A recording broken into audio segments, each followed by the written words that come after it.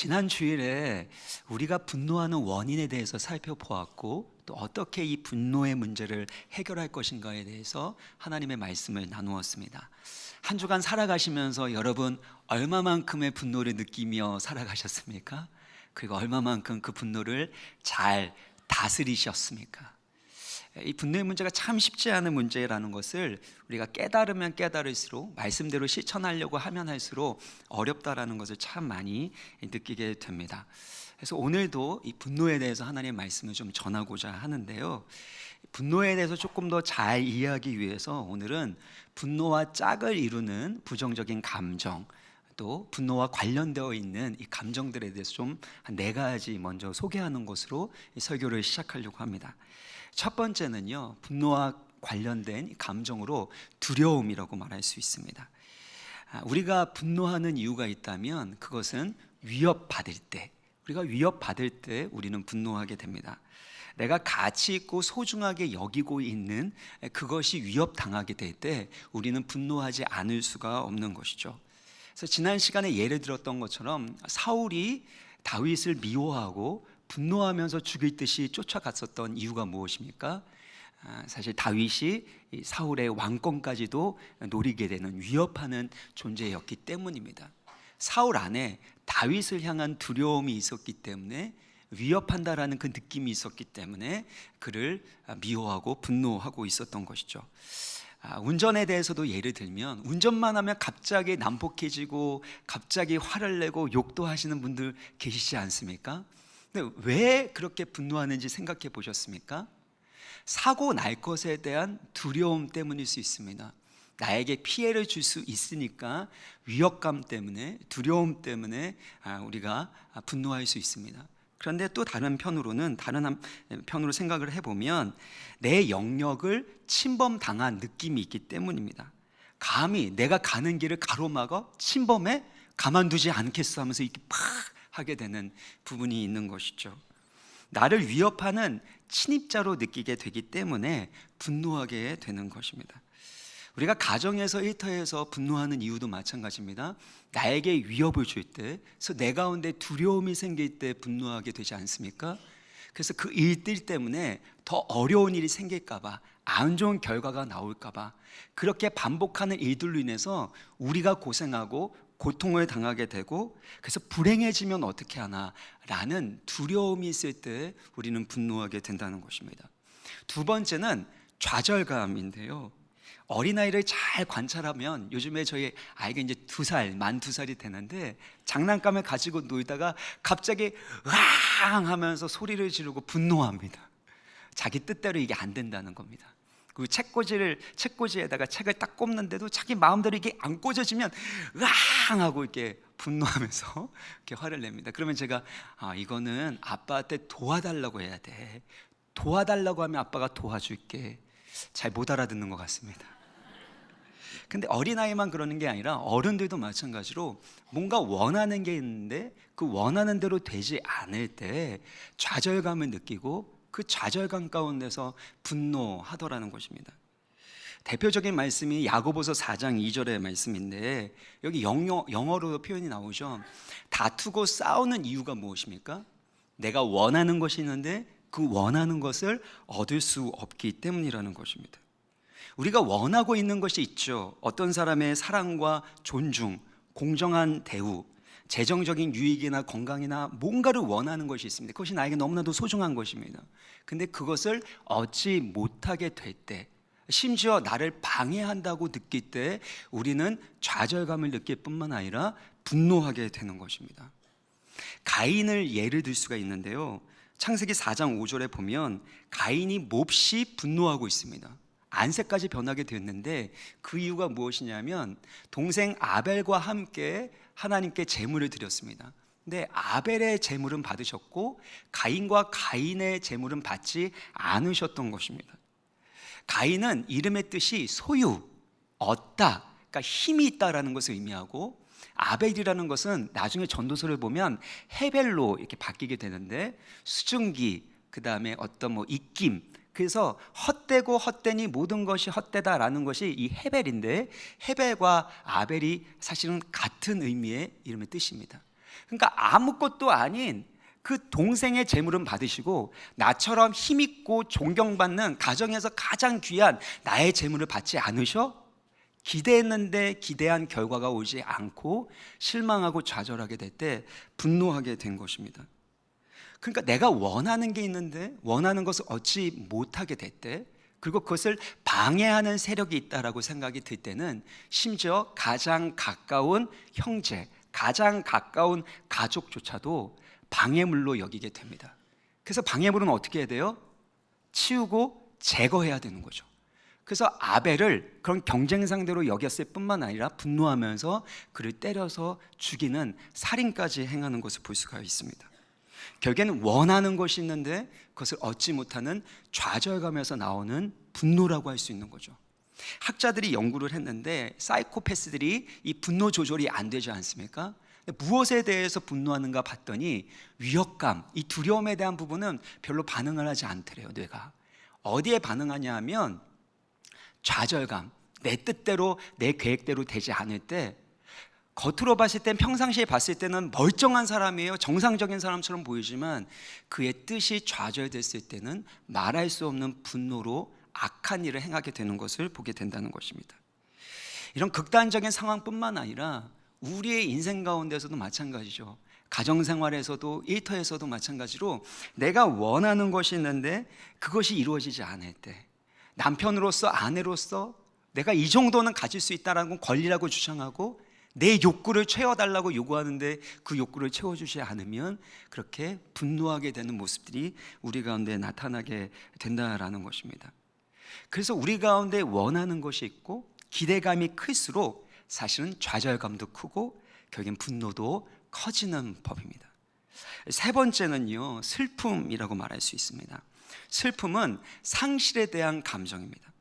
사랑하는 사람과 이별했을 때, 또 나에게 소중한 가치 있는 것을 잃어버렸을 때, 그때 우리는 슬퍼하게 되어 있습니다. 여러분 인생을 생각해 보세요. 언제 가장 슬펐습니까? 여러분이 가장 애착을 가지고 있는 어떤 사람, 어떤 대상을 잃어버렸을 때가 아닙니까?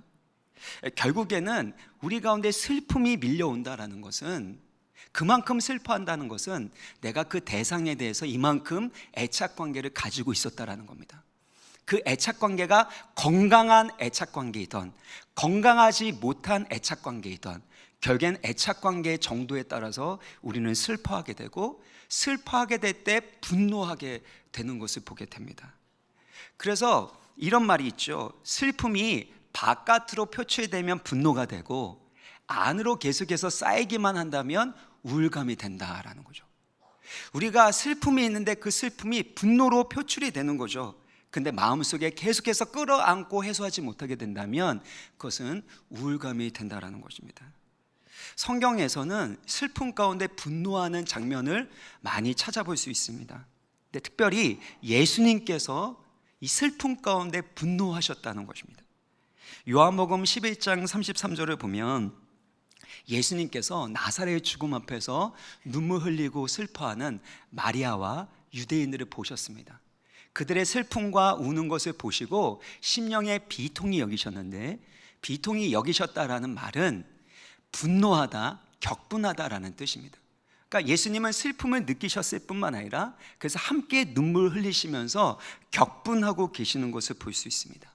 그래서 우리가 사랑하는 사람을 잃어버리거나 아니면 우리 가운데 상실로 인한 슬픔이 있을 때에 우리 홀로 눈물 흘리고 슬퍼하는 것이 아니라 우리를 사랑하시는 예수님께서 함께 슬퍼하시고 눈물 흘리실 뿐만 아니라 함께 분노하고 계심을 기억하시고 예수님의 사랑으로 새로운 소망을 얻으시기를, 위로를 얻으시기를 주의 이름으로 축원합니다.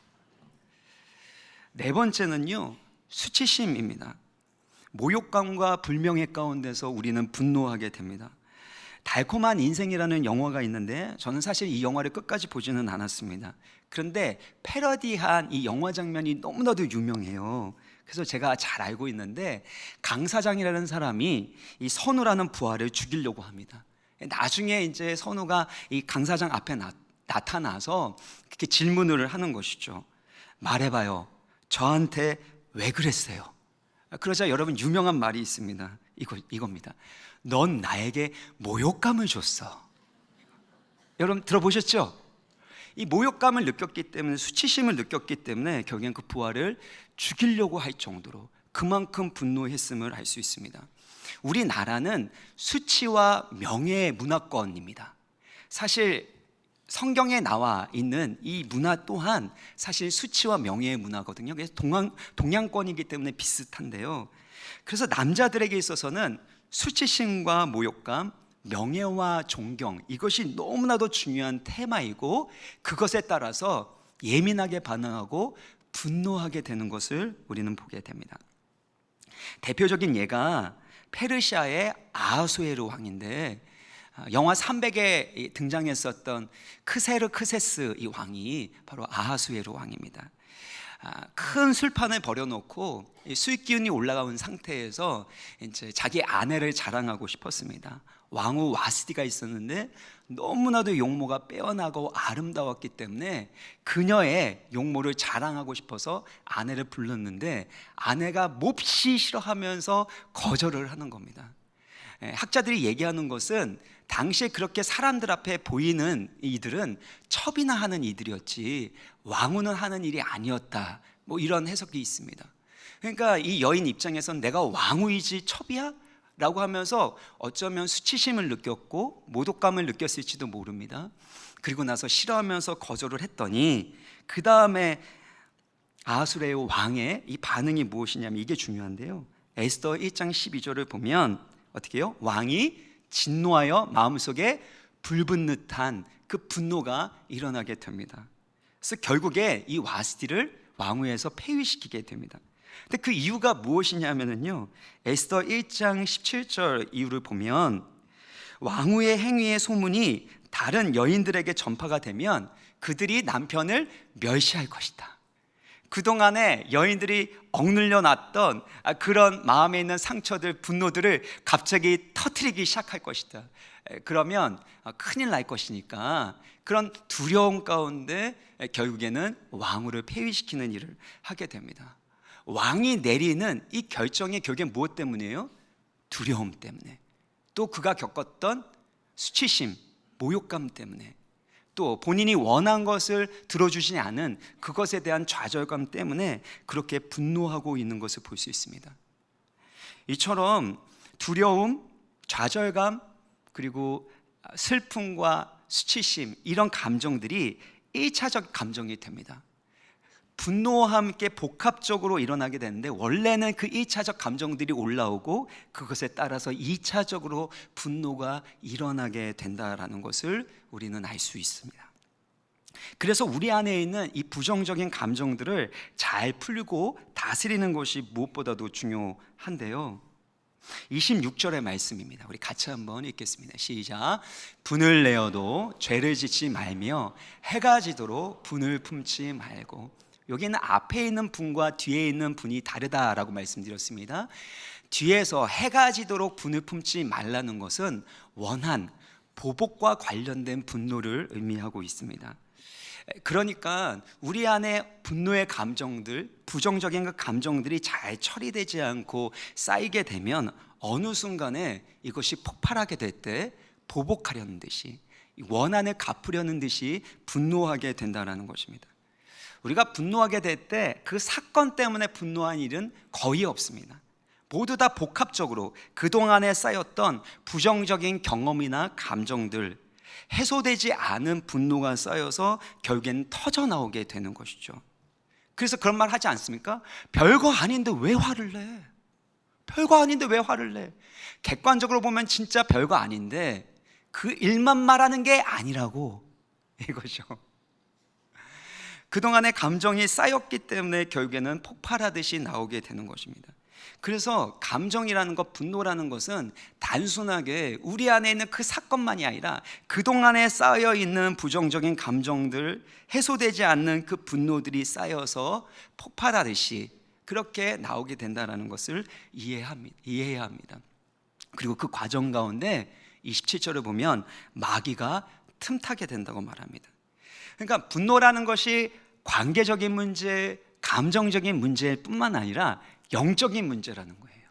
그래서 나는 감정적으로 격해졌지만 그 분노한 것 가운데 원수마귀가 틈타게 되면 그 분노가 악한 분노가 되고, 그래서 고통스럽고 비극적인 결과를 만들어내는 건 우리 분노 가운데 원수마귀가 틈타기 때문이라는 겁니다.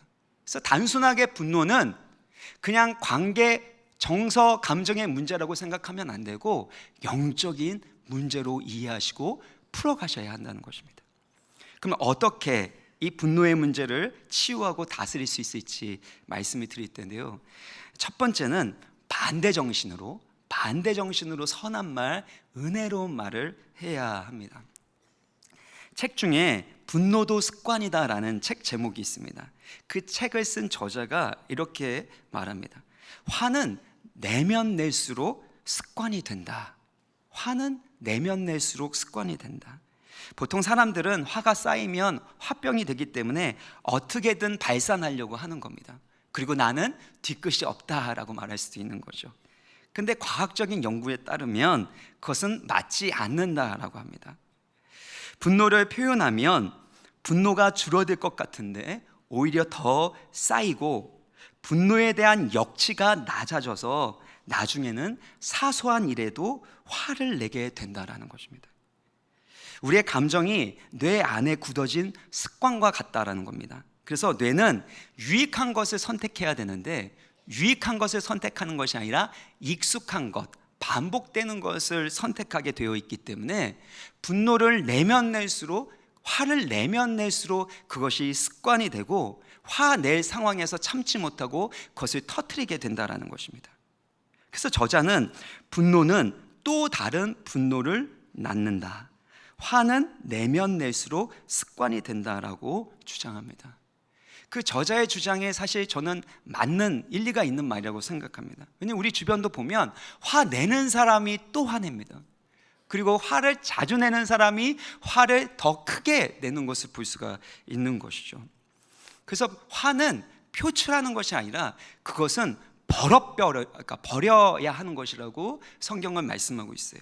31절의 말씀을 보면요, 너희는 모든 악독과 노함과 분냄과 떠드는 것과 비방하는 것을 모든 악의와 함께 버리라 라는 것입니다. 여기에서 악독이라는 것은 헬라어로 피크리아라는 건데, 누군가가 화해를 청했을 때 화해하고 싶지 않을 때 있죠. 그런 분노, 이게 악독인 겁니다.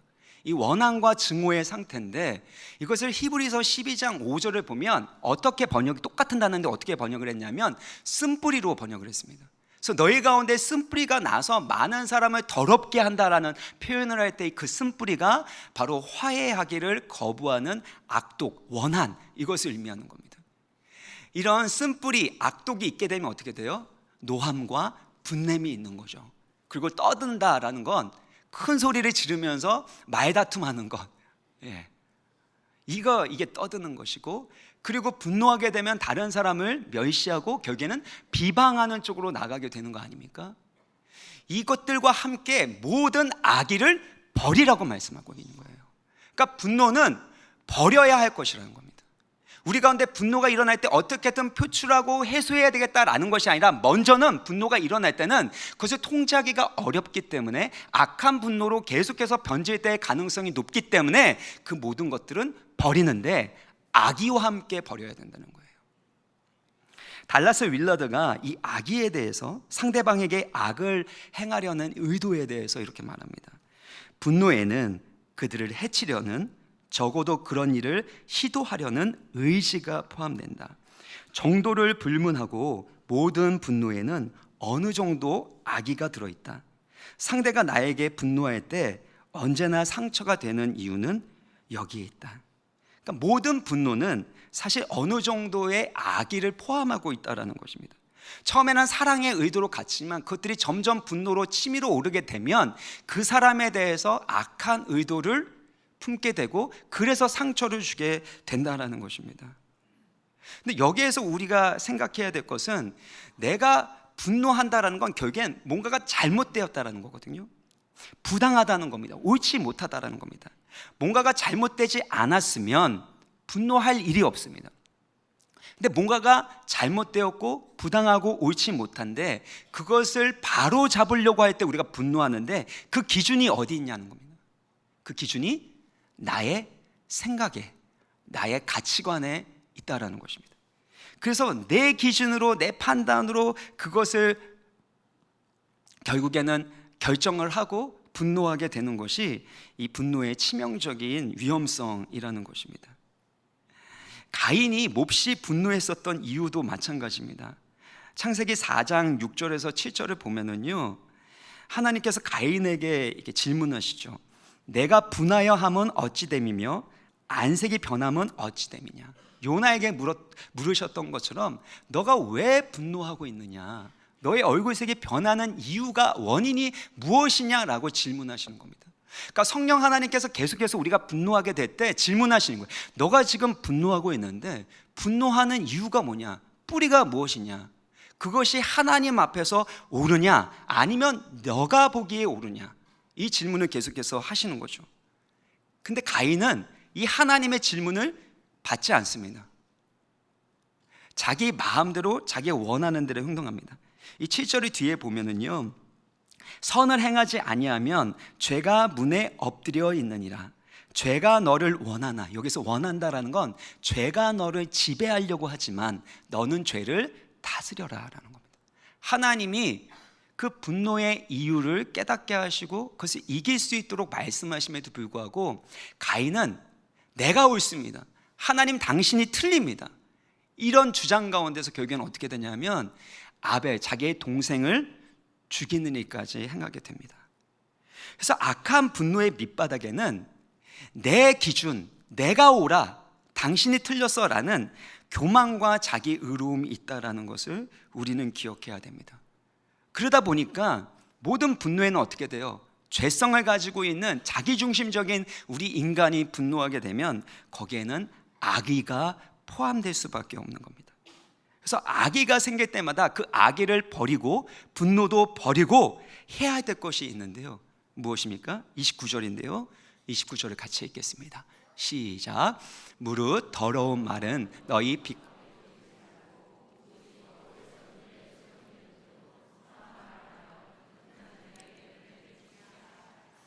여기에서 반대 정신이 등장합니다. 그러니까 더러운 말, 나쁜 말을 의미하는데 나쁜 말을 하고 싶을 때, 분노가 치밀어 오르면 멸시와 경멸도 따라오게 되니까 나쁜 말을 하고 싶을 때 어떻게 해야 돼요? 말하지 말라는 것입니다. 이걸 분노를 어떻게 해소하고 풀어가야 될까? 그거는 지난 시간에 말씀을 드렸고 오늘 핵심에 대한 부분은요, 먼저는 더러운 말, 나쁜 말은 하지 말아야 한다는 겁니다. 분노도 습관이기 때문에, 분노와 함께 다른 사람을 멸시하는 언어도 습관이기 때문에 이 밖에도 내지 말라는 것입니다. 그럼 어떻게 해야 돼요? 반대로 선한 말을 하고 듣는 자에게 은혜가 될 수 있는 은혜의 말을 해야 한다라는 것입니다. 여러분, 분노로 인해서 가장 상처받는 사람은 누굽니까? 가장 가까이 있는 사랑하는 가족들 아닙니까? 왜 가족들에게 분노를 표현합니까? 가장 사랑하니까? 가장 가까이 있으니까? 사실은 사랑한다는 미명 안에서 가장 편하기 때문이 아닙니까? 그래도 화낼 만한 만만한 상대이니까, 그러니까 약한 존재이니까 화내는 거 아닙니까? 우리가 뭐 회사나 직장 생활 할 때, 뭐 사업을 할 때 여러분 성질대로 만약에 다 표현해 본다고 해보십시오. 그러면 직장 생활 할 수 있습니까? 사장한테 가가지고 하고 싶은 말 다 하고 그리고 분노를 다 쏟아놓으면, 가정에서 하듯이 하면 직장 생활 못하죠. 여러분, 어떤 프로젝트가 있는데 그 계약을 따내야 되는데 말도 안 되는 요구를 하는 거예요. 정신이 있냐고, 어떻게 이럴 수 있냐고 막 소리 지르고, 그러면은 계약이 성사될 수 있겠습니까? 아무리 화가 나도 어떻게 해요? 참는 거죠. 어떻게 하면 좋을까요? 그래서 마음에도 있지 않는 그 말을 표현하면서 대단하십니다, 훌륭하십니다, 이렇게 좀 하면서, 그렇게 해서 살아남아서 결국에는 가정도 책임지고 또 사업도 해서, 그래서 우리가 살아가고 있는데요, 그렇게 하는 이유는 내가 분노하면 일어나게 될 부정적인 결과를 알고 있기 때문입니다. 내가 나쁜 말을 하는 게 아니라 선한 말을 할 때 내가 지혜로운 말을 할 때 일어나게 될 결과를 알기 때문에 지혜롭게 나쁜 말이 아닌 선한 말, 은혜로운 말을 하는 거 아닙니까? 마찬가지입니다. 우리 가정 안에서도 분노가 치밀어 오를 때 여러분, 사장이 더 훌륭합니까? 아니면 남편과 아내가 더 훌륭합니까? 누가 더 귀하고 소중하고 사랑하는 존재입니까? 사랑하는 배우자고 사랑하는 부모님과 자녀들 아니겠습니까? 열심히 바깥에서 직장 생활하고 그렇게 파김치가 되고 막 모욕감을 느껴도 끝까지 참고 하는 이유는 결국에는 가족들 사랑해서 책임지기 위해서 애쓰시는 거잖아요. 근데 그렇게 스트레스 받은 다음에 집에 와서는 소파에 누워가지고 TV 보고 있다가 조금 뭐 하라 그러면 갑자기 팍 화내고, 죄송합니다, 이 얘기는 원고에 없는 건데, 근데 그런 모습을 보이는 건 사실은 우리가 진짜 원하는 게 아니잖아요. 사랑하는 가족들에게 때로는 하고 싶은 말이 있어도 나쁜 말 하지 않고 선한 말, 은혜로운 말을 할 때 그 가정이 아름답고 행복한 가정이 되는 줄 믿습니다. 그래서 하고 싶은 말을 다 하는 곳이 가정이 아닌 거예요. 오히려 더 선한 말, 더 의로운 말을, 더 은혜로운 말을 해야지만 우리의 가정이 아름답게 세워져 나가기 때문에 나쁜 말 하지 말고 선한 말, 은혜로운 말을 하기를 연습하고 습관화해야 한다. 습관화해야 된다라고 말씀하는 겁니다. 사랑하는 성도 여러분, 밖에서만 선한 말, 남을 세워주고 존귀 여겨주는 말 하는 것이 아니라 가정 안에서 선한 말, 다른 사람을 존귀 여길 수 있는 그 말을 하는 지혜로운 입술이 되시기를 주의 이름으로 축원합니다. 그럼 어떤 분들은 그러실 거예요. 그러면은 바깥에서도 그러고 안에서도 그러면 어떻게 제가 숨을 쉬면서 살아갈 수 있습니까? 그러신가요? 근데 하나님이 우리 가운데 선한 말을 하라고 말씀하시는 것은 우리의 내면 가운데 하나님의 선하심으로, 하나님의 선한 말씀과 은혜로 가득 채우라고 말씀하시는 거예요. 30절을 보면은요, 하나님의 성령을 근심하게 하지 말라. 그 안에서 너희가 구원의 날까지 인치심을 받았느니라. 우리가 분노하고 악한 말, 나쁜 말을 하게 되면 누가 근심하게 되세요? 성령께서 근심하십니다. 예수 믿으면 우리 안에 성령 하나님께서 함께 하시고 우리에게 말씀하시고 우리를 인도해 가시는데, 성령께서 근심하시고 슬퍼하시면 어떻게 됩니까? 우리의 속사람이 약해지는 거죠. 속사람이 약해지면 분노에 대해서, 힘들고 어려운 상황에 대해서 더 이겨나갈 수가 없고, 그때 원수 마귀가 틈타기 때문에 그 분노, 작은 문제 때문에 오히려 큰 문제가, 서로의 그 관계 가운데 고통스러운 일들이 일어나게 된다라는 것입니다. 그래서 성령 하나님께서 우리 가운데 함께 하시고 우리를 도우시기 때문에 악한 말은 버리고 선한 말, 은혜로운 말을 하도록 힘써라. 그러면 성령께서 순종하는 너희에게 힘을 주시고 은혜를 주시고 그 말에 합당한 열매를 맺게 해 주실 것이다. 이것이 하나님 우리 가운데 주시는 말씀이라는 것입니다. 예수님도 동일하게 말씀하셨습니다. 누가복음 6장 45절 보면 선한 사람은 마음에 쌓은 선에서 선한 것을 내고 악한 자는 그 쌓은 악에서 악을 낸다는 거예요. 그러니까 마음에 선이 가득 쌓여 있으면 선을 말하게 되고 악이 쌓여 있으면 악을 말하는 겁니다. 내 마음이 지옥이면 결단코 가정을 천국으로 만들 수 없는 것이죠. 내 마음에 하나님의 선하심으로, 하나님의 말씀으로, 성령으로 가득 차게 될 때, 그때 하나님께서 우리 입술을 통해서 축복의 말, 선한 말, 은혜로운 말을 할 수 있게 하신다라는 것입니다. 우리 마음 가운데 분노가 있습니까? 내가 원하는 것이 있는데 그것이 채워지지 않습니까? 하나님 앞에 나아가서 부르짖고 구하시길 바랍니다. 너희가 얻지 못하면 구하지 아니하기 때문이라고 말씀하셔요. 너희가 얻지 못하면 상대방이 주지 않아서가 아니라 하나님이 주실 것인데 왜 사람들에게 구하느냐? 너희가 분노할 때는 하나님께 구하고 너희 마음 가운데 모든 것을 하나님께 쏟아놓고 하나님의 선하심과 그 선한 말씀과 은혜로 채우라, 성령으로 채워라 라고 말씀하시는 겁니다. 사랑하는 성도 여러분, 이와 같이 성령으로 하나님의 선한 말씀으로 가득 채워주시기를 주의 이름으로 축원합니다. 두 번째는요, 친절하게 대하고 불쌍히 여기라는 것입니다. 32절을 보면 서로 친절하게 하며 불쌍히 여기고 라고 되어 있습니다. 여러분, 분노가 생길 때 어떻게 친절하게 대할 수 있습니까? 그건 안 됩니다. 왜냐하면 분노라는 특성 자체가 어느 정도의 악의는 품고 있잖아요. 상대방을 멸시하는 부분이 있잖아요. 그래서 분노가 일어날 때는 친절히 대하기가 어렵습니다. 근데 친절히 대하라는 것은 그 뒤에 불쌍히 여기며 이거와 관련되어 있는 거예요. 상대방을 불쌍히 여기는 마음이 생길 때 친절하게 대할 수 있는 것입니다. 상대방을 불쌍히 여기고 존귀 여길 때 친절하게 대할 수 있습니까? 어떻게 그게 가능합니까? 하나님이 나를 사랑하셔서 나의 죄악에도 불구하고 나를 불쌍히 여기셔서 예수 그리스도의 보배로운 피로 십자가의 은혜로 하나님의 존귀한 자녀로 삼아주셨다는 이 복음의 은혜, 구원의 은혜를 깨닫는 자, 누리는 자는 상대방을 불쌍히 여길 수 있는 것입니다. 예수님의 분노의 특성을 보면은요, 너무 중요한 부분이 있는데 슬픔과 이 분노와 불쌍히 여김이 같이 간다는 것입니다. 요한복음 11장 33절을 보면은요, 그들이 우는 것을 보시면서 그러면서 심령에 비통히 여기셨다고 했는데 이게 분노지 않습니까? 그런데 이 분노와 함께 불쌍히 여겼다라는 겁니다. 우리가 하나님의 은혜로 채워지고 하나님이 긍휼히 여겨주시는 그 사랑을 알게 되면 분노하지만 분노 가운데서도 상대방을 긍휼히 여길 수 있게 되는 것입니다.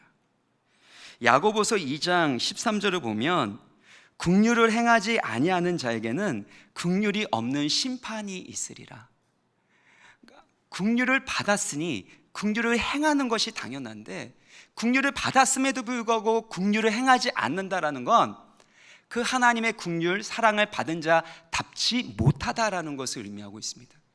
결국에는 어떤 상황에서도 우리가 긍휼을 베풀 수 있는 건 하나님이 나를 불쌍히 여겨주시는 것, 하나님이 나 같은 자를 존귀 여기시고 사랑하여 주신다는 것, 이것을 깨달을 때야 비로소 상대방을 긍휼히 여길 수 있는 거죠. 이동원 목사님, 지구촌교회 원로 목사님이 이동원 목사님이 이런 간증을 하셨습니다. 사모님이 힘든 일이 있을 때마다 정말 그 사모님의 마음 가운데 분노를 일으키는 그런 이들이 있을 때마다 어떻게 기도하냐 하면 하나님 누구누구를 불쌍히 여겨주옵소서, 누구누구를 불쌍히 여겨주옵소서, 그렇게 기도하셨다라는 거예요. 근데 어느 날 보니까 조금 더 격하게 막 그렇게 울분 가운데 이렇게 막 기도하는 걸 보면서 누가 그렇게 힘들게 했나, 나도 모르게 그렇게 힘들게 한 사람이 누군가 하면서 그 이름을 좀 들어보려고 가까이 가서 기도하는 걸 들어보니까 그 목사님을 위해서 불쌍히 여겨달라고, 우리 남편 불쌍히 여겨달라고 그렇게 기도하고 있더라는 거예요. 그 얘기 들을 때마다 제 아내가 생각이 납니다. 근데 저는 이 기도가 정말 좋은 기도라고 생각을 합니다. 사랑하는 남편, 사랑하는 아내, 사랑하는 배우자, 사랑하는 부모님이여 불쌍히 여겨주옵소서 라고 기도할 수 있는 건 하나님의 사랑을 경험한, 하나님의 긍휼을 경험한 사람만이 할 수 있는 것입니다. 그래서 여러분 분노할지라도 그 분노 가운데서도 우리를 긍휼히 여겨주시는 하나님의 긍휼이 여러분의 심령 가운데도 가득하기를 주의 이름으로 축원합니다. 그 긍휼을 경험하는 것이 신앙생활인 것이죠. 어떤 분이 제자훈련을 받을 때 아내에 대한 이 태도가 완전히 달라지고 또 말투도 달라지는 것을 경험했습니다. 그래서 제가 질문을 했어요. 어떻게 그렇게 아내에 대한 태도와 말이 달라졌습니까? 그랬더니 오늘 이 본문의 이 말씀 묵상하면서 기도하는데 하나님께서 강하게 이런 마음을 주셨대요. 너의 아내 내가 사랑하는 존귀한 딸이다. 내 딸에게 더 잘해줄 수는 없겠니?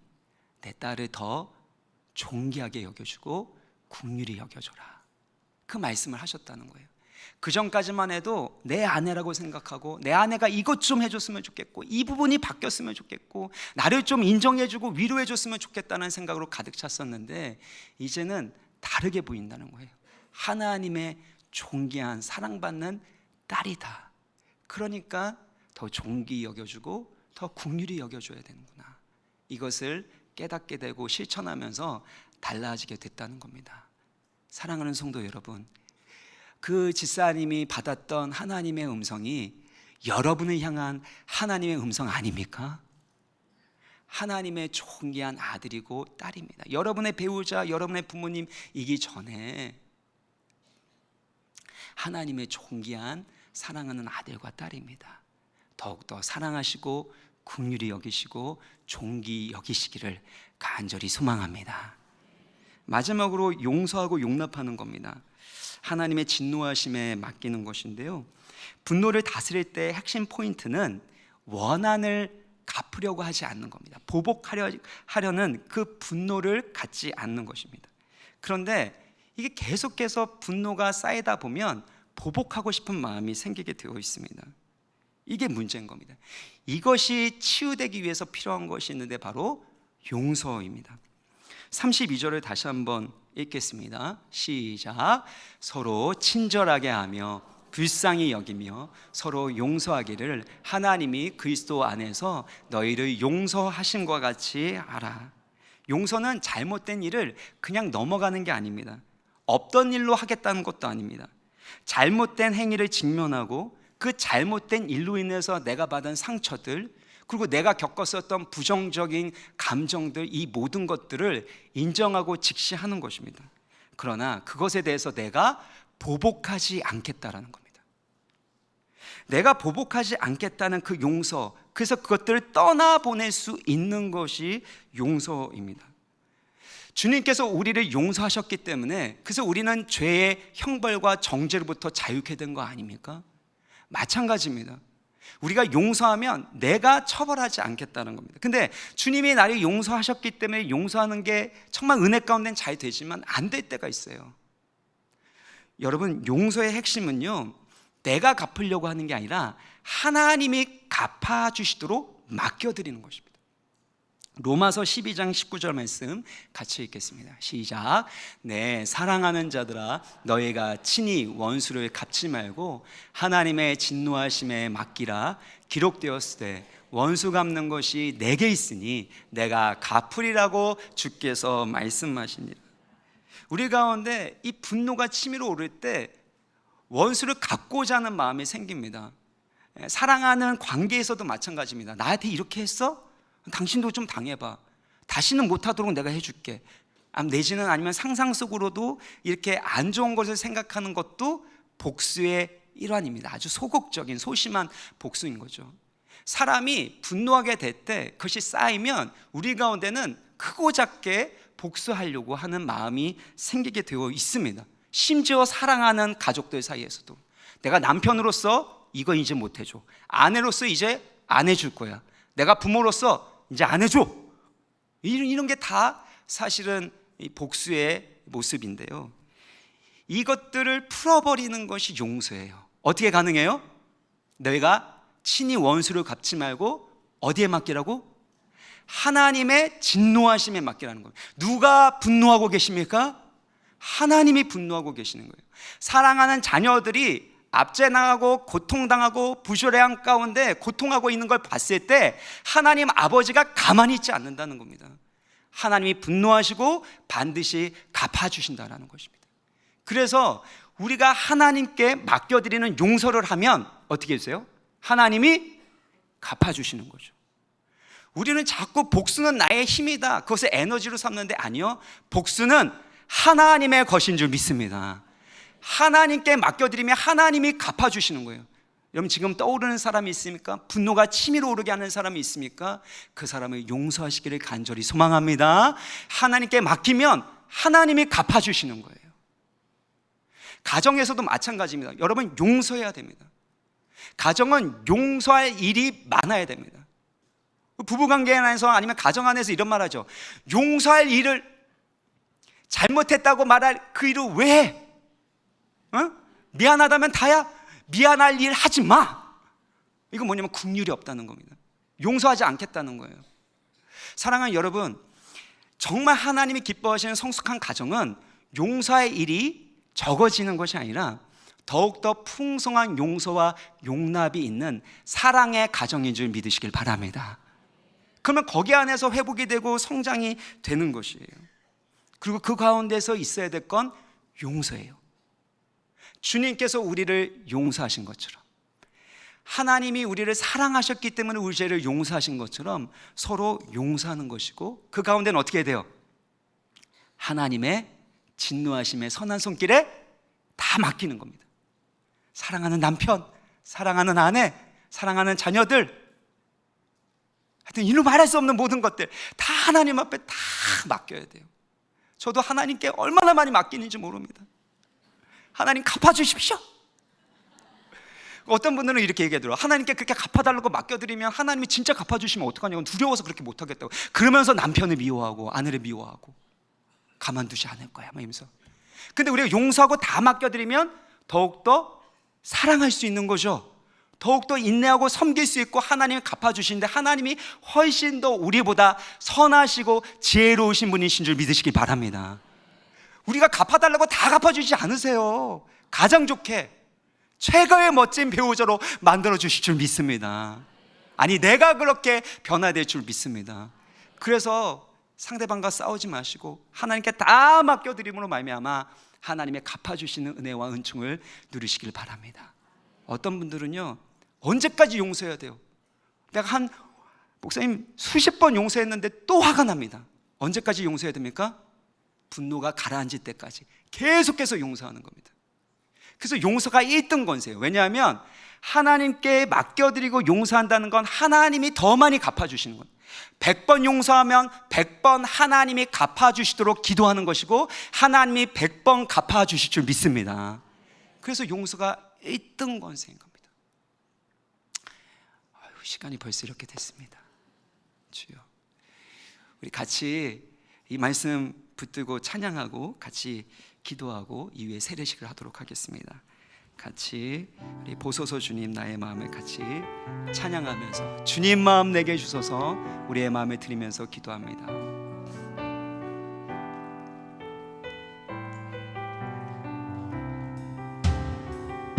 보소서 주님, 보소서 주님, 나의 마음을 선한 것 하나 없습니다. 선한 것 하나 없습니다. 그러나 내 모든 것, 그러나 내 모든 것 주께 드립니다. 사랑으로 안으시고 날 새롭게 보소서 주님, 보소서 주님, 나의 마음을 선한 것 하나 없습니다. 선한 것 하나 하나님의 선하심과 말씀으로 채워 주옵소서. 없습니다. 그러나 내 모든 것, 그러나 내 모든 것 주께 드립니다. 사랑으로 안으시고 날 새롭게 하소서. 주님 마음 내게 주소서. 주님 마음 내게 주소서. 내 아버지 주님 마음 내게 주소서. 나를 향하신 주님의 뜻이 이루어지도록 주님 마음 내게 주소서. 내게 사랑을 가르치소서. 내게 사랑을 가르치소서. 당신의 마음으로 용서하게 하소서. 용서하게 하소서. 주의 성령 내게 채우사 주의 길 가게 하소서. 주님 당신 마음 주소서. 주의 성령 내게 채우사 주의 성령 내게 채우사 주의 길 가게 하소서. 주님 당신 마음 주소서. 주님 마음 내게 주소서. 주님 마음 내게 주소서. 내 아버지 주님 마음 내게 주소서. 나를 향하신 주님의 뜻이 이루어지도록 주님 마음 내게 주소서. 우리 다 같이 일어나셔서 찬양합니다. 할렐루야 찬양하세. 할렐루야 찬양하세. 내 모든 죄 사함 받고 주 예수와 동행하니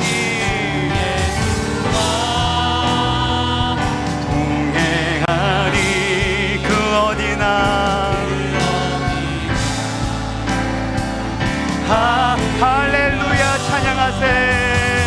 할렐루야 찬양하세. 내 모든 죄 사함 받고 주 예수와 동행하는 가정 되게 하여 주옵소서. 주 예수와 동행하는 이 터 되게 하여 주옵소서. 그 어디나 하늘나라. 우리 같이 기도할 때 우리 가운데 있는 모든 분노들, 원한들 주님께 다 맡겨드리고, 원수 갚는 것은 하나님께 있으니 하나님이 갚아주실 줄 믿습니다. 우리 안에 있는 분노가 악한 분노 되지 않게 하여 주시고, 나쁜 말, 더러운 말은 버리고 선한 말, 은혜로운 말을 할 수 있도록 주의 성령으로 주의 말씀과 은혜로 충만케 하여 주옵소서. 하나님의 마음으로 불쌍히 여길 수 있도록, 용서할 수 있도록 이 시간에 주여 한번 부르고 기도합니다. 주여. 아버지 하나님 감사합니다. 아버지 하나님, 우리 가운데 말씀하여 주신 대로 용서하기를 원합니다. 불쌍히 여기는 마음을 주시길 원합니다. 주님의 마음을 주시길 원합니다. 주여, 분노가 우리의 가정을 망가뜨리지 못하도록 주님께서 보호하여 주옵소서. 주님 치유하여 주시고 회복시켜 주시옵소서. 주님 살아나게 하여 주시길 원합니다. 회복시켜 주시길 원합니다. 용서의 권세와 능력을 경험하게 하여 주시길 원합니다. 하나님께 다 되게 하여 주시고 하나님이 갚아주신 것을 믿고 나가게 하여 주옵소서. 할렐루야. 주여, 주 예수님 함께하여 주옵소서. 주 예수님 함께하여 주옵소서. 주 예수와 동행하는 천국과 같은 우리 인생이 되게 하여 주시옵소서. 주여, 분노를 다스릴 수 있는 성령의 권능과 말씀의 은혜로 함께하여 주옵소서. 하나님이 부어주신 은혜와 사랑으로 서로를 긍휼히 여기게 하여 주옵시고, 서로를 용서하고 용납하는 것 가운데 우리의 영혼과 마음이 천국이 되게 하여 주옵소서. 우리의 가정이 천국이 될 수 있도록 놀라운 치유의 역사를 허락하여 주시되, 가장 가까운 사랑하는 사람들 용납하고 용서하게 하여 주시고, 하나님께 다 맡겨드릴 때 하나님의 갚아주시는 은총으로 말미암아 놀라운 치유와 회복과 구원의 역사가 일어나게 하여 주옵소서. 예수 그리스도의 이름으로 기도합나이다. 아멘.